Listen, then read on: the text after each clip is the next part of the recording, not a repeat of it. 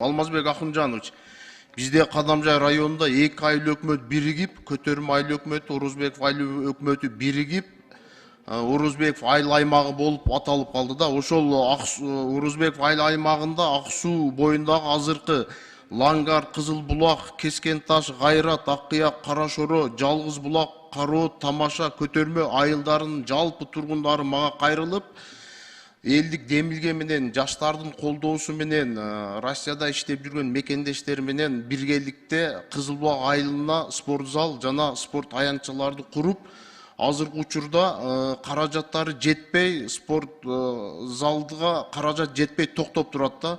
Эми элдик демилге менен ушундай иш-чаралар болуп атканда сөзсүз түрдө биз элге жардам беришибиз керек да. Ушу каражат жагына карап тиешелүү мекемелерге дайындап койсоңуз жакшы болот эле.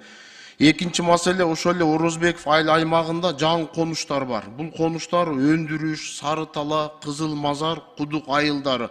Азыркы учурда ошол 4 айылда 200 бала, 200 окуучу окуна гимназиясына келип окушат. Аралыгы 25 километр да. Бизде азыр мамлекет тарабынан региондорго автобустар бөлүнүп берилди да, окуучуларды ташыганга.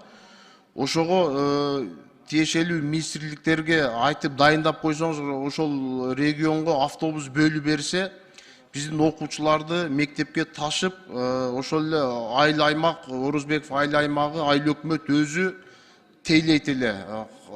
Автобус эле керек болуп атат азыркы учурда. Андан тышкары да 3-чү маселе ошол эле Орузбеков айыл аймагында Тамаша айылы бар. Бул айыл тоолуу аймакка кирет да. Бул аймакта Камбаров орто мектеби бар. Азыркы учурда талапка жооп бербейт экен. Ушул мектепти дагы 2 жылга титулдуу тизмеге киргизип бергенде эл кайрылып атат да, суранышып атат. Тоолуу аймакка сөзсүз түрдө көңүл бурушубуз керек. Чоң рахмат. Ушул 3 маселе боюнча урматтуу Нурбек Өмүрбекович протоколдук тапшырма берип койсоңуз, биз жообун күтөлү. Рахмат чоң. Рахмат. Аппарат эске алгыла. Кийинки сөз Кожокулова Гүл Акматкуловнага берилет. Рахмат, Нурбек Өмүрбекович.